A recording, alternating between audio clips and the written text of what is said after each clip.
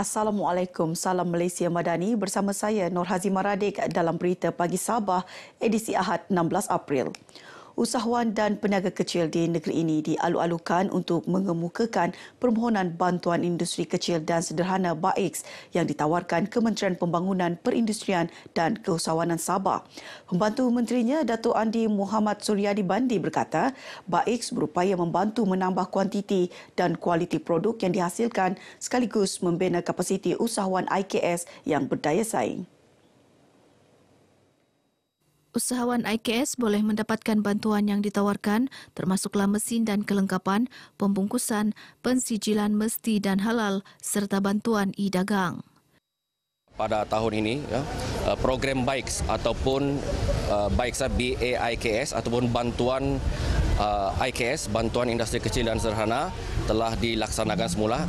Kesinambungan daripada tahun lalu di mana ia adalah salah satu inisiatif kerajaan negeri untuk merangsang, untuk mengembangkan pertumbuhan industri kecil dan sederhana di Sabah inilah. Jadi antara tujuan BAIKS ini adalah untuk membina kapasiti daya tahan dan daya saing usahawan IKS di Sabah melalui bantuan geran dan sebagainya. Beliau ditemui selepas berbelanja baju raya bersama 50 anak yatim dari rumah anak yatim Ar-Raudah di sebuah pasaraya di Tawau. Permohonan boleh dikemukakan secara dalam talian melalui portal usahawan DIDR.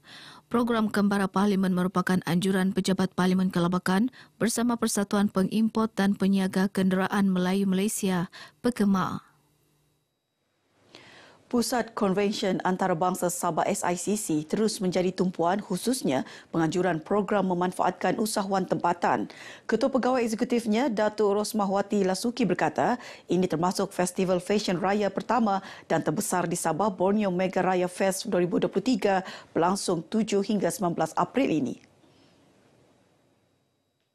Festival ini bertujuan membantu usahawan tempatan terpilih oleh kerajaan negeri melalui Jabatan Pembangunan Perindustrian dan Penyelidikan DIDR yang dibimbing bagi mendapatkan sumber pendapatan setaraf dengan usahawan di Semenanjung.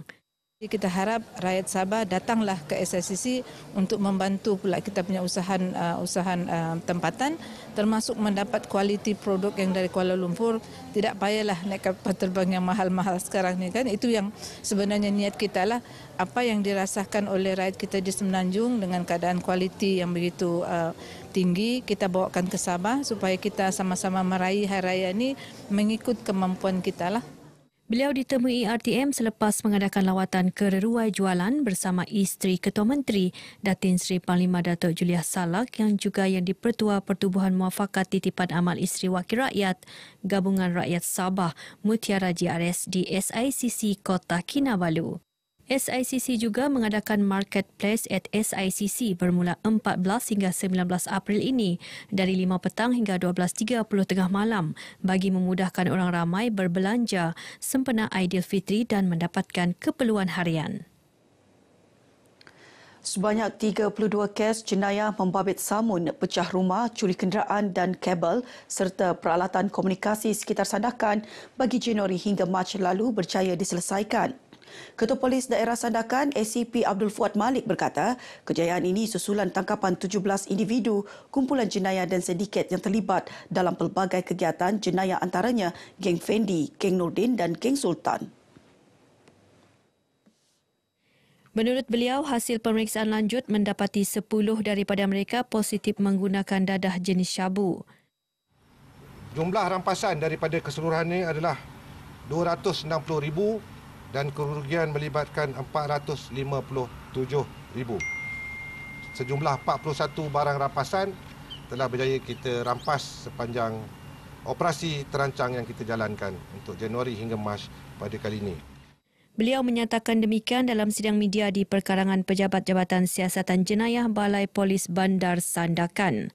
Sementara itu, bagi kes jenayah kekerasan dan jenayah harta benda, sebanyak 99 kes daripada 133 kes jenayah yang berlaku berjaya diselesaikan dan 51.72% pertuduhan kes jenayah di mahkamah.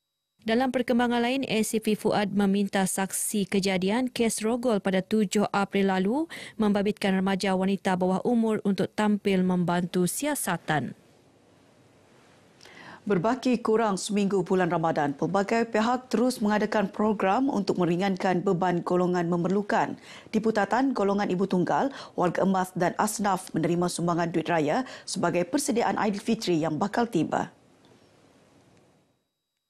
Saya berharap dengan adanya bantuan yang diberikan, ianya dapat melegakan mereka dan seterusnya juga memupuk rasa bersyukur di kalangan yang memberi dan juga yang menerima dan seterusnya memupuk ikatan silaturahim sesama masyarakat. Timbalan Ketua Menteri 3 Datuk Shah Helmi Yahya yang juga ahli Dewan Undangan Negeri Adun Tanjung Keramat ditemui selepas penyampaian bantuan berkenaan di Putatan. Sebanyak 6 kawasan dalam Dun Tanjung Keramat menerima sumbangan ini, termasuk Kampung Muhibah, Contoh, Petagas, Meruntum dan Kampung Pasir Putih serta Masjid Jamek Putatan. Sementara itu di Keningau sebanyak 100 bakul makanan diagihkan kepada golongan asnaf, anak yatim dan warga emas dalam program Semarak Ramadan anjuran Kementerian Belia dan Sukan Sabah KBSS daerah Keningau yang disampaikan oleh Pembantu Menteri Kerja Raya Datuk Robert Tauik. Untuk yang daerah Keningau ini, Kementerian telah mengagihkan bubur lambuk kuih raya di Hospital Daerah Keningau. Selain daripada memberikan bakul makanan sebanyak 100 bakul makanan kepada anak-anak yatim, asnaf, ibu warga emas dan juga anak-anak asnaf lah. Seramai 40 orang.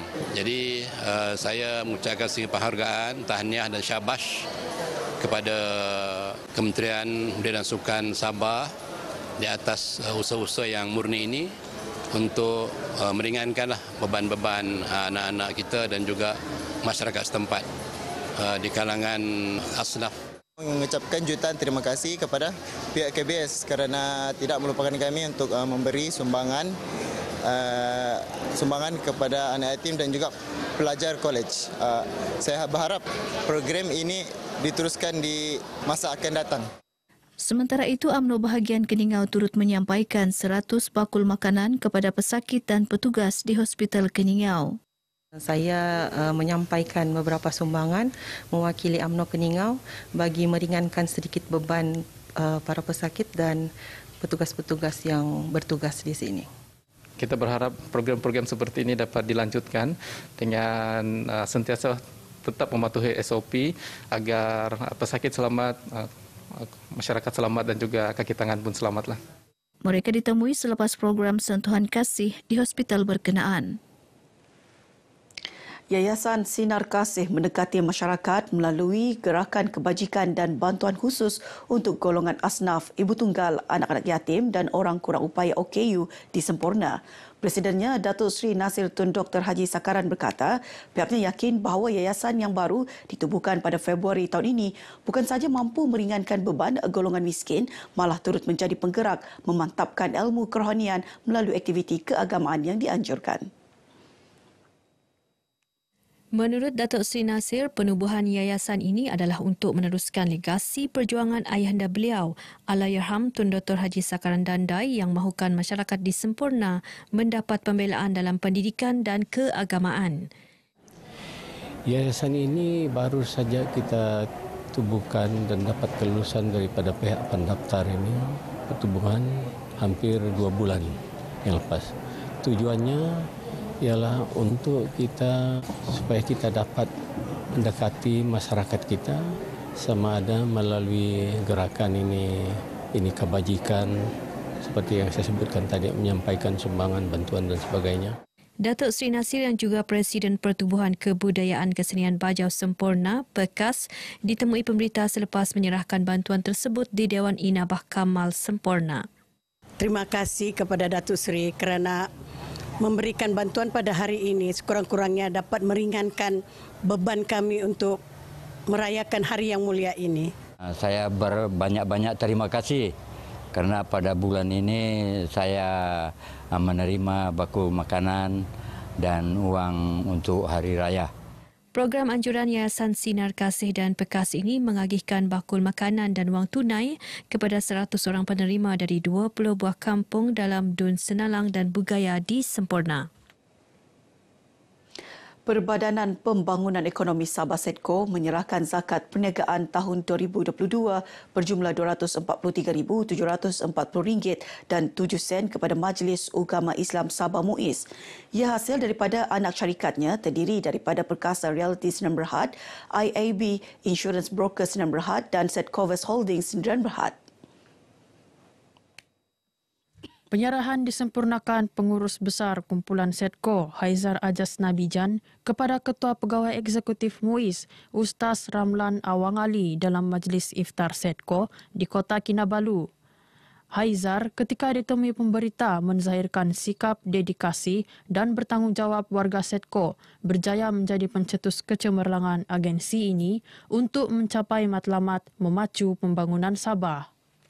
Ikhlas dalam menjalankan tugas, berdedikasi agar Sedco sebagai salah satu agensi kerajaan negeri akan dapat dengan jayanya membawa tanggungjawab kita untuk memacu ekonomi negeri Sabah sehala dengan hala tuju Sabah Maju Jaya. Sebanyak 4 pasukan berentap bagi merebut kejuaraan Piala Sabah Maju Jaya SMJ Futsal Championship 2023 bermula 14 April dan berakhir hari ini. Timbalan Ketua Menteri 3 Dato' Syahelmi Yahya berkata penganjuran kejohanan sukan seumpama itu berpotensi menghimpunkan bakat-bakat baru terutamanya dalam kalangan belia. Saya berharap dengan adanya championship seperti ini, maka golongan muda kita, khususnya belia-belia yang ada di negeri Sabah akan dapat melibatkan diri dengan sukan futsal dengan lebih teratur dan mengikut kriteria yang sepatutnya. Dato' Syahelmi ditemui selepas merasmikan kejohanan Piala SMJ Futsal Championship 2023 di Arena Futsal Yayasan Sabah. Belia-belia di Sabah ini menginginkan futsal ini diberi perhatian sama seperti bola sepak. Jadi seperti yang kita lihat malam ini, walaupun hanya 4 pasukan yang bertanding, tapi suasananya cukup ramai. Selepas raya ini kita akan teruskan kita punya kempen untuk meneruskan MPFL perlawanan kelima. So bagi saya ya memang dia punya prestasi agak memuaskan. Pasukan menyertai kejohanan ini Almires FC Brunei Darussalam, Selangor Tot United, DNY Kartel FT Kota Kinabalu dan Sabah FA. Sekian berita pagi Sabah, saya Nur Hazimah Radik. Salam Malaysia Madani.